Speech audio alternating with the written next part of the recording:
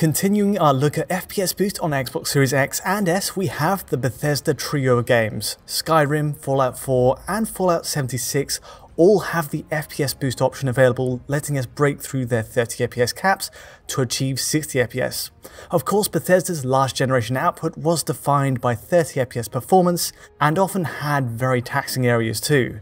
All are creation engine games with a lot of subsystems that define the AI, pathfinding and branching narratives.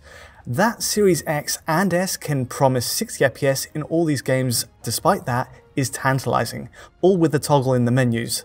But does it actually work, and is there a catch to having these games run at 60?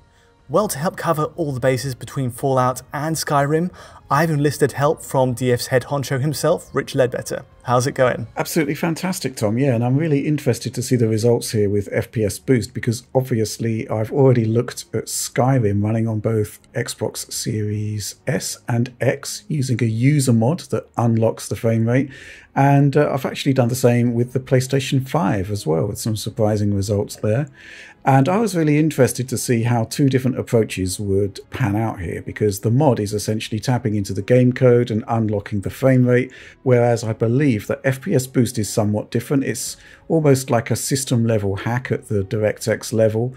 But I guess we can jump straight into some of my tests here. We'll begin by taking a look at the three-way, I guess, of FPS Boost and Xbox One X. So we've got here, yeah, Xbox One X on the left. It's just locked 30, basically. 6 teraflops of GPU compute, 4K 30. Scaled pretty well on Xbox One, with much the same results, but at 1080p. With the Series X and S under FPS Boost, the 4K of the One X translates into 4K 60 on the Series X, with some minor dips, while the Series S taps into the Xbox One S code path, so that's running at 60 frames per second at 1080p. And yeah, the comparison here is quite interesting in that it seems like Series S is a lot more consistent. There's no dropped frames in this intro section. But what's quite interesting is during the end of that section, when you emerge from the forest and into the town, the volumetrics disappear, and essentially everything is at 60 FPS on FPS Boost. A straight 30-60 divide there. So yeah, essentially FPS Boost is doing exactly what it says on the tin, removing the frame rate, capping at 60, 30 FPS of last gen is gone, Series X 60 frames per second for the most part at 4K resolution, 1080p on Series S. Yeah, it's pretty good. If you want to see more about this, I mean, we're going to stack up here a comparison, the same content, which is essentially the 60 FPS mod versus FPS Boost. And Series X, it's, well, as you can imagine, it's both of them are acting in much the same way. There is a variance here, like for like, but that's down, I suspect, to the dynamic nature of the volumetrics. It changes on every single run. But the overall outlook is exactly the same. And Series S mod versus FPS Boost, well, they're pretty much both a flat 60 there. So yeah, that's kind of covering the bases. One thing that I did do in the PlayStation 5 analysis of Skyrim, I actually played a bit further, and you get to another encounter with a dragon. It's in an area of the game that's got a lot of foliage, it's got a lot of volumetrics, a lot of smoke. The dragon is attacking with hugely taxing full alpha transparency fire effects. My player character has got a fire spell as well, so it's a massive stress test. We're going to kick off with Series X first, and you can see that yeah, frame rates do buckle pretty badly here, but this is pretty much as bad as it's going to get. For the most part, it's 60 frames per second with just tiny little drops when there are volumetric effects on screen. And if we move over to Series S here, in that same stress point, it's slightly buckling under 60, but for the most part, 60 frames per second. So it looks as though 4 times the resolution on Series X is causing a bit more of a performance challenge to the hardware versus 1080p on Series S.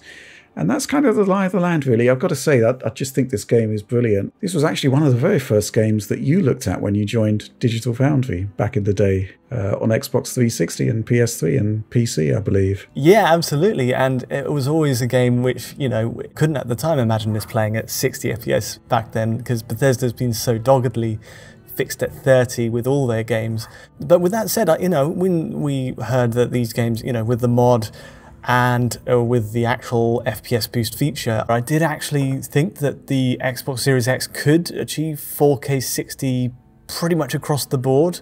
I mean, it does seem to hold 60 most of the time, which is awesome, but, you know, there's like outlier points where it drops. I didn't expect that at all, so it's a bit of a surprise, but it's good to still see it's in the right place overall, and especially so with the Series S version, given that it's a more tighter lock all round. Yeah, it really runs nicely on all of these systems, and it's so much better than 30 FPS. And the game itself, just although the visuals are, let's just say, they haven't really held up over the many years, the gameplay is golden, and I loved it. And for the most part, it is 60, and I'd say that this is an excellent success for FPS Boost. And I was kind of really interested to see how Fallout 4 would work out, because there is, they call it the 720p 60 mod, which you can use on Series X, and it runs at 4K with an unlocked frame rate. And I was I didn't go into it in any kind of depth like you did, but I was kind of hoping for the same, if not better, on FPS Boost.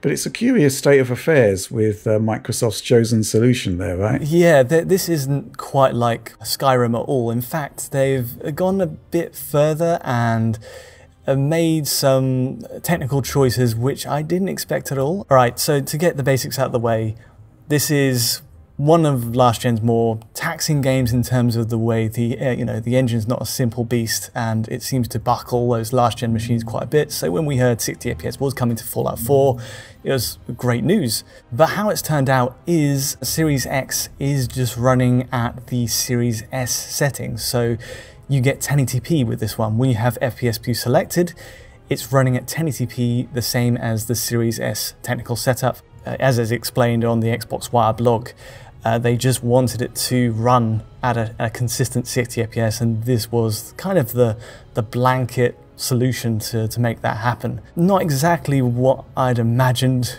would be the case when I booted this up, and it has a couple of knock-on effects. Like, I mean, the game as a whole, when you go to places like the Far Harbor Island, you've got all those volumetrics, the fog, and a lot of those settings there are just dialed down, and you can see a lot of pixelation, a lot of dithering on those trees. So it's far from an ideal solution, but the results do bear out, and there's good news there. So obviously, going from 30 FPS with no FPS Boost enabled whatsoever to playing with FPS Boost, it's just such a breath of fresh air, honestly. I mean, I will say I've always struggled with aiming in the Fallout games at 30. It's, when it comes to gunplay, actually aiming it on the X and Y axis, it's very difficult at 30, on top of the latency I think this engine already has with aiming. So to have that at 60, big boost. I really appreciate it. I would say it's pretty much a flawless victory as a result of this. Unlike Skyrim, which is, you know, a bit more ambitious, 4K 60, 1080p 60 is very achievable. And actually, I can only pick out one moment in the whole of my capture. I did all the usual points around the world.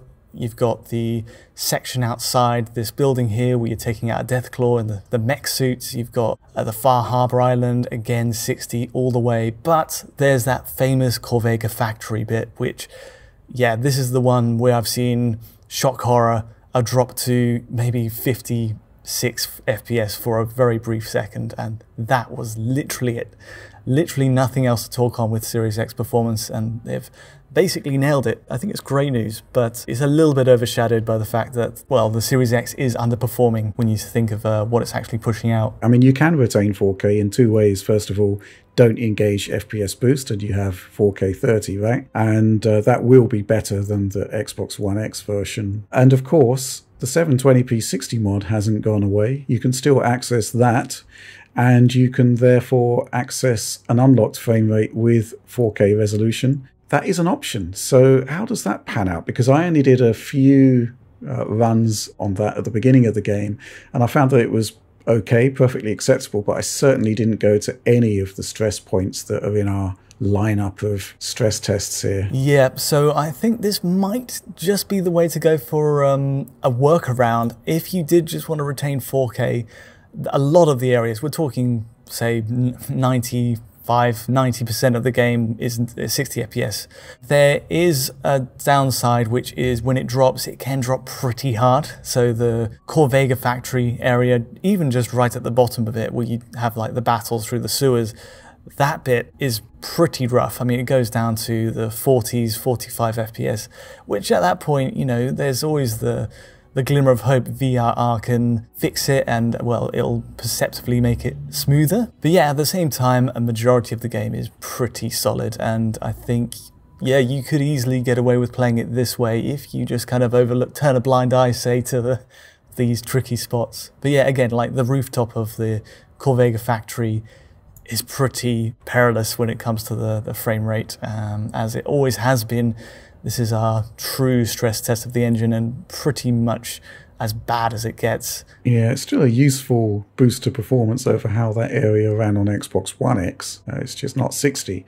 So yeah, really interesting stuff there. And there is a hack as well. Isn't it something like you start the game without FPS Boost enabled, you quit out to the dash, or rather you press the home button, go to the dash, turn FPS Boost on, and then use Quick Resume to go back into the game.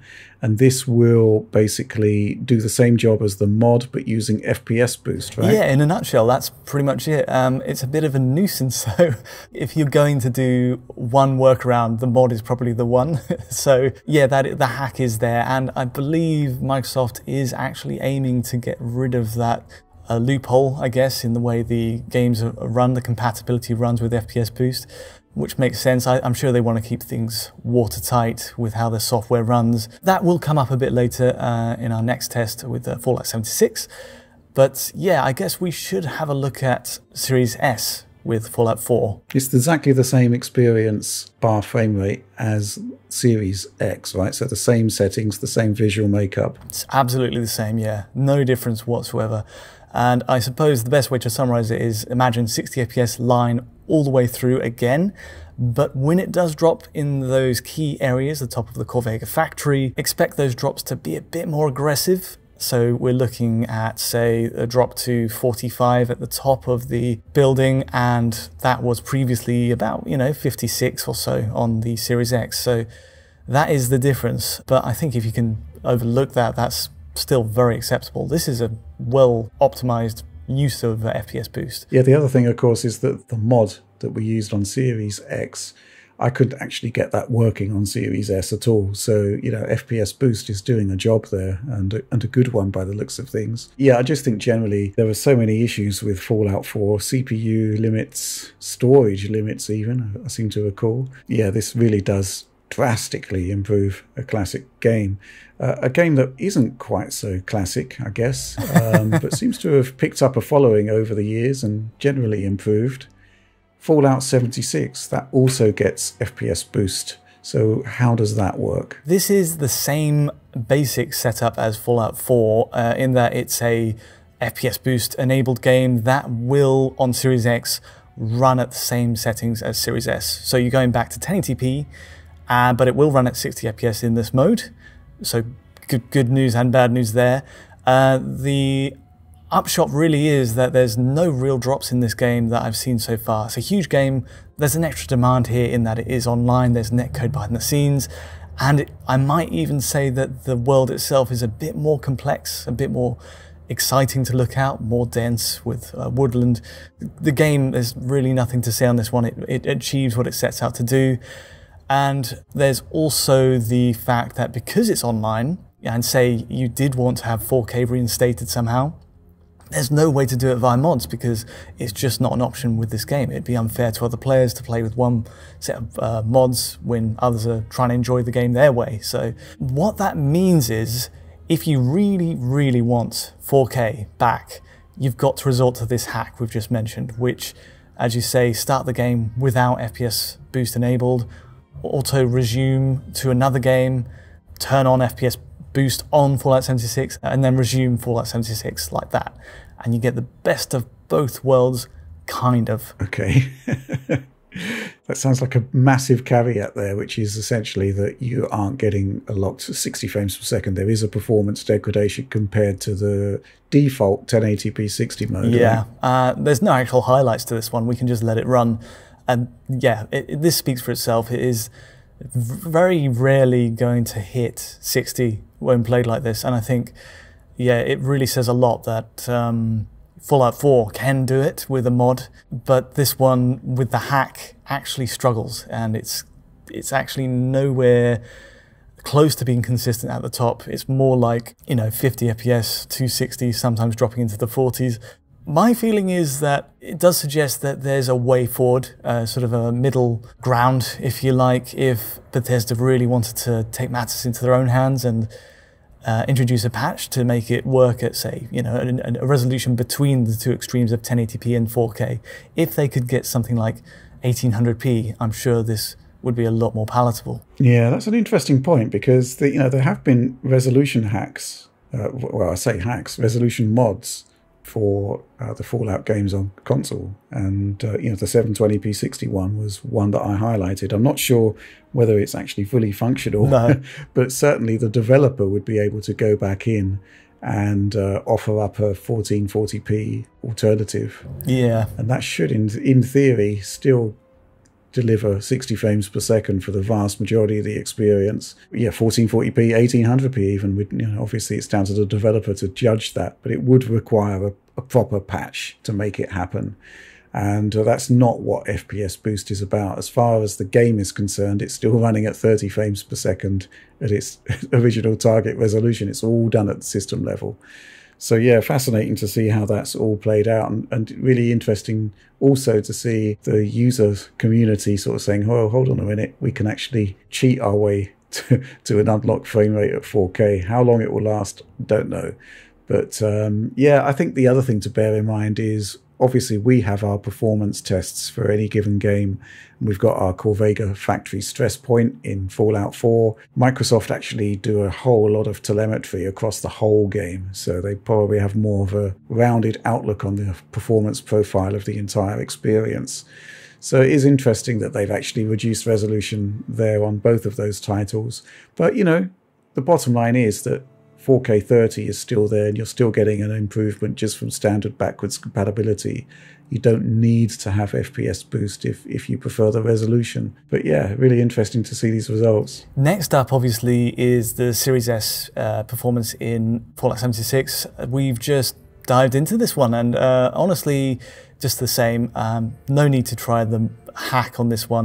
Not that I think it would work, but performance is roughly in the same ballpark, but just a bit worse. I mean, we're going to see more drops in general, more sort of hiccups and drops as you traverse terrain, and also specific areas like the ski lift bit, which I don't know if you remember our original coverage of this, but it was an area that really taxed those old consoles, PS4 and Xbox One. And then there's this one other area, this Camp McClintock, which really dips down and goes to the 50 FPS line. So all round, this one feels less well optimized than the Series X, which actually feels a bit more on the nose in the way it's set up. The first time I think of the 3 games, the Series S hasn't really given out of the box ideal results, and it can show more dramatic dips. Interesting.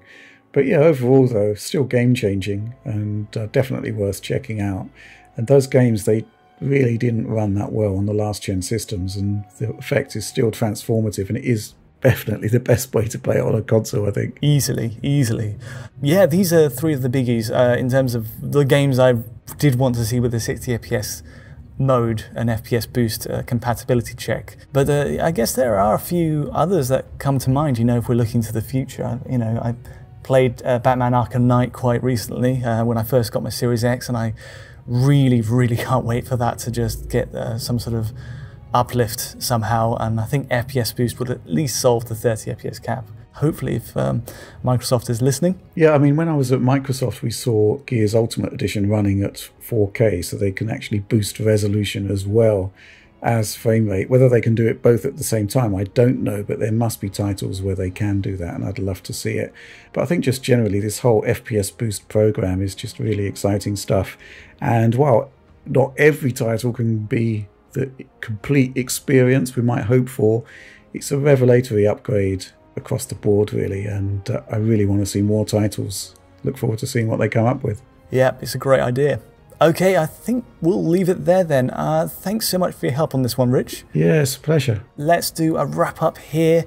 If you did enjoy this video, feel free to like or subscribe, and don't forget to hit that bell to get notifications as any new video lands. You can get a high quality version of this video at our Patreon at digitalfoundry.net.